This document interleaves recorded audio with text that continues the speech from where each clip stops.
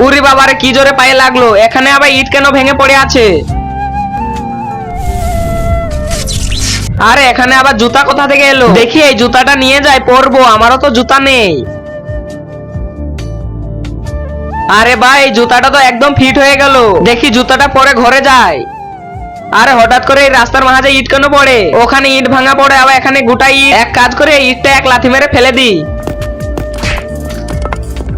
আরে এই জুতোটা পরে ইটে এক লাথি মারলাম আর এক বান্ডিল টাকা হয়ে গেল। মনে হচ্ছে এই জুতোটা জাদুর জুতো। মনে হয় যে কোনো ইটে লাথি মারলেই সেটা টাকায় বদল হয়ে যাবে। দেখি অন্য কিছুতে ট্রাই করে টাকা হচ্ছে কিনা। তার আগে গাইস, এই অসহায় বাচ্চাটাকে দেখে কেই বা লাইক সাবস্ক্রাইব করবে? আমি জানি দুষ্টু বাচ্চারা লাইক সাবস্ক্রাইব করবে না। ভালো বাচ্চারা ভিডিওটা লাইক করে চ্যানেলটা সাবস্ক্রাইব করে দিবে। আমি তো ট্রেনের রেল লাইনের সামনে চলে এসেছি, এবার এই পাথরে লাথি মেরে দেখবো টাকা আসছে কিনা।